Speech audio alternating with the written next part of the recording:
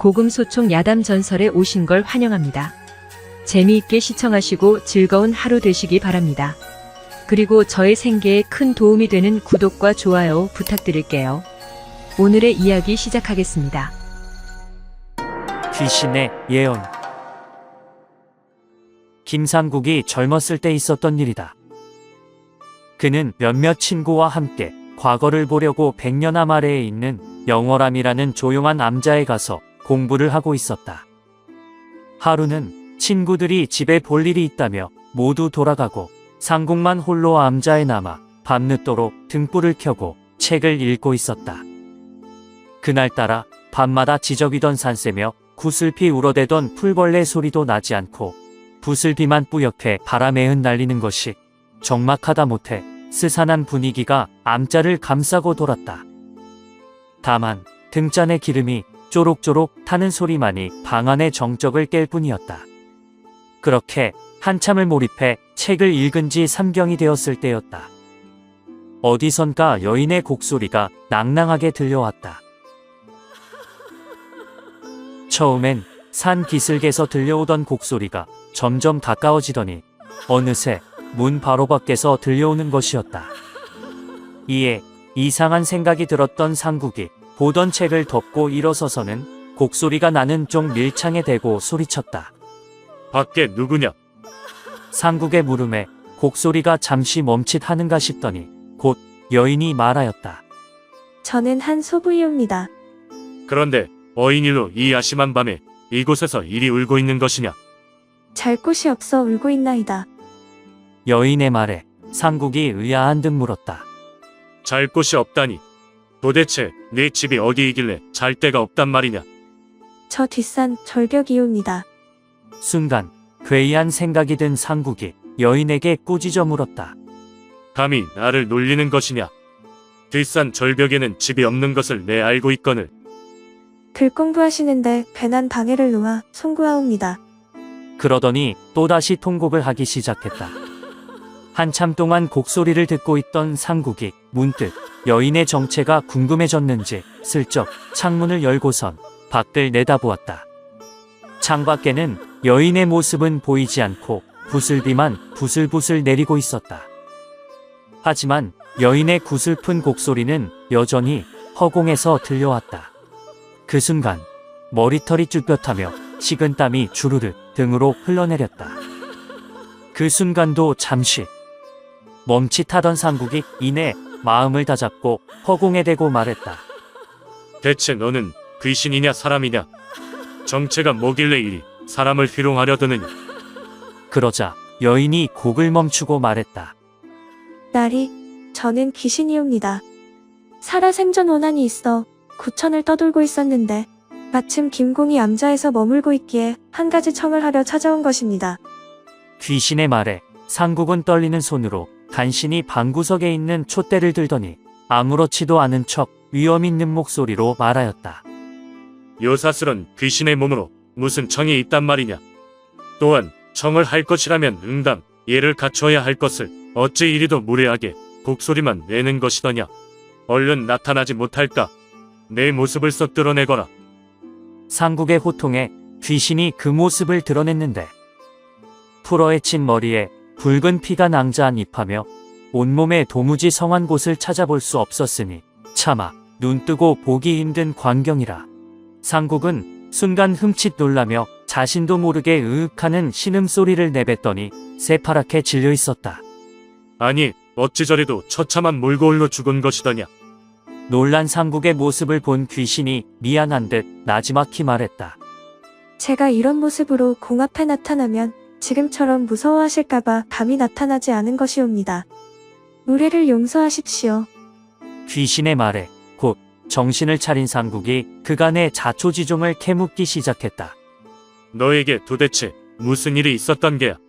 어찌 이리도 참담한 모습이란 말이더냐? 무슨 원한이 있단 말이냐? 상국의 질문 세례에 잠시 생각을 정리하는 듯 숨을 고르던 귀신이 사연을 말하기 시작했다. 저는 본래 최역관이라는 자의 아내이옵니다. 하운데 제 남편이 몹쓸 음부에게 빠져 그녀만을 예뻐하더니 그녀의 가문이설에 넘어가 저를 본가로 쫓아보냈습니다. 그리고 급기야 분가로 가는 길목에서 저를 기다리고 있다가 저를 죽이고 저 영호람 뒷산 기슭에 버려버렸습니다. 심지어 그것도 모자라 제 부모님을 찾아가서는 다음과 같이 말하며 저를 욕보였답니다. 따님이 방탕한 짓을 하다 들킬 것이 없나 도망갔습니다.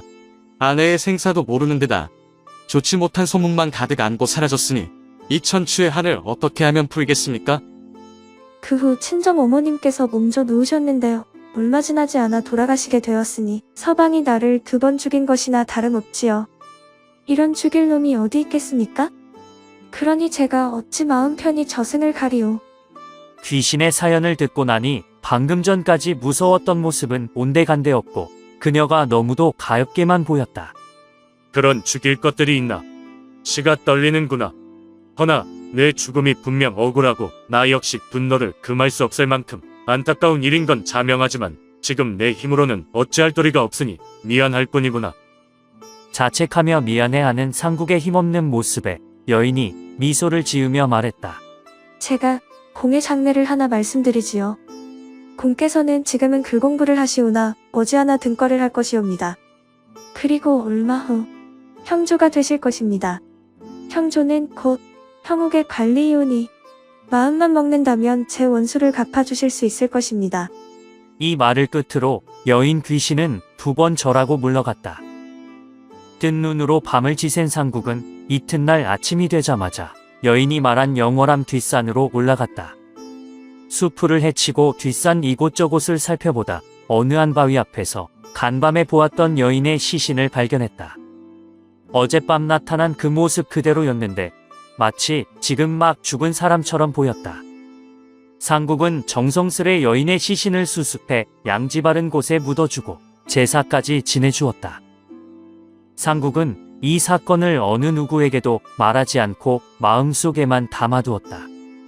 그리고 학업에 힘써 몇 해 뒤 귀신이 예언한 대로 과거에 급제하고 여러 관직을 전전하다가 얼마 뒤에 형조 참의에 올랐다.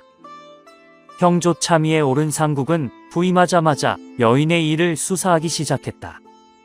사령을 시켜 여인의 남편 최역관을 잡아들이고 그와 공모해 여인을 살해한 내연녀까지 잡아들였다. 네가 내 부인을 무참히 죽이고 그 시신을 유기했겠다. 상국의 신문에 최역관이 펄쩍 뛰면서 머리를 가로저으며 말했다. 그게 무슨 말씀이옵니까? 죽이다니요. 제가 제 마누라를 왜 죽입니까? 벼락 맞을 소리입니다. 뻔뻔한 최역관의 거짓말에 상국은 다시 캐물었다. 네가 아니면 누가 죽였느냐? 그럼 전현이겠구나. 날이 저는 모르는 일이옵니다. 힘없는 아녀자가 무슨 살인입니까? 내연녀 역시 발뺌을 하며 모르쇠로 일관하자 상국은 더욱더 화가 나 말했다. 자네도 아니고 내연녀도 아니면 그럼 너희 둘이 같이 죽인 게로구나. 이 말에 최역관은 뜨끔하여 가슴이 떨리고 기가 질렸으나 제 죄를 자백하는 날에는 목이 날아갈 판이 아닌가. 최역관은 어떻게든 발뺌을 하려 그럴듯하게 꾸며대었다. 제 아내는 몇 해 전 이웃 사내와 밀통하다가 발각이 되어 도망쳤습니다. 그 이후로 본 적도 소식조차 들은 적이 없습니다. 최역관의 뻔뻔한 거짓말에 상국은 화를 버럭내며 곁에 있던 집장 사령에게 명령을 내렸다. 이놈이 제 죄를 모두 자백할 때까지 곤장을 매우 쳐라. 네, 곤장을 치랍신다. 그 말이 끝나기도 무섭게 사령들이 달려들어 태장을 가했다. 이를 지켜보던 내연녀는 어찌할 바를 몰라 몸서리를 치더니 결국 정신을 잃고 까무러쳐 버렸다. 일이 이 지경인데도 최역관은 악에 바친 변명만 하며 소리치고 있었다. 도망간 아내가 죽었건 살았건 제가 무슨 죄가 있다고 이러십니까? 너무 심하옵니다. 억울하옵니다. 어떤 증거로 저를 이리 하시는 겁니까? 증거? 증거 있지. 너는 분명 행방불명이라고 했겠다. 그럼 행방불명이 아니면 무엇이오? 지가 도망쳐서 사라진 것을 제가 도망친 곳을 어찌 알겠습니까요? 그래? 그럼 내가 증거를 보여주마. 상국은 곧바로 역관을 데리고 영월암에 가서 자기가 손수 묻어준 여인의 시체를 꺼내어 보이고 추상같이 꾸짖어 물었다. 이것을 보고도 행방불명이더냐? 억울하단 말이냐? 네 앞에 있는 이것이 증거가 아니면 무엇이란 말이냐? 행방불명 좋아하고 있네. 내 놈이 살해해 영월함에 버린 것을 내 다 알고 있었느니라. 최역관은 더 이상 발뺌하지 못하고 그제서야 자백하기 시작했다. 죽을 죄를 지었습니다. 상국은 최역관과 내연녀를 그날로 처형하고 여인의 원한을 풀어주었다. 또한 여인의 부친을 불러 그녀의 시신을 모친 옆에 다시 매장하게 하였으니 살아생전 못한 효를 다하게 하였다. 그날 밤이었다. 상국의 방문 앞으로 귀신 여인이 다시 찾아왔다. 지난번과는 달리 머리를 단정하게 빗어내리고 옷도 단정히 입어 마치 생전의 모습인 듯 싶었다. 상국이 여인의 망령을 가까이 불러앉히고 말했다. 오랜만일세 그려. 내 능력이 부족하여 이제서야 자네의 원한을 풀게 되었구만 그래. 어떻게 이제는 편히 잠들 수 있겠는가? 고맙습니다, 나리. 이 은혜는 백골이 진토가 되어도 잊지 못하겠습니다. 아니다.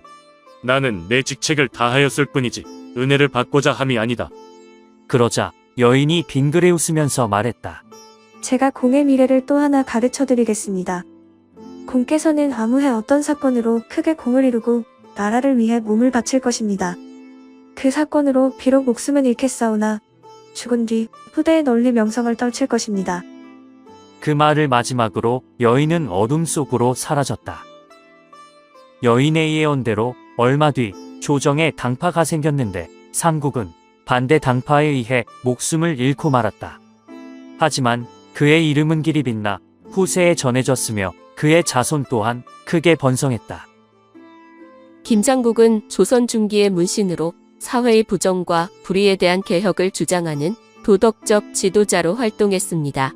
당시 국가의 기본 제도와 관습의 변화를 거부하던 보수 세력 서운파와 대립하여 정치적인 변화와 사회개혁을 주장하며 당파 싸움을 벌였습니다. 김상국과 녹봉파의 노력은 당시 조선 사회의 현대적인 변화와 발전을 가져오는데 크게 기여하게 됩니다. 오늘은 여기까지입니다. 재미있게 보셨다면 구독과 좋아요 부탁드립니다. 지금까지 시청해주신 여러분 대단히 감사드립니다. 다음 시간에 만나요. 안녕.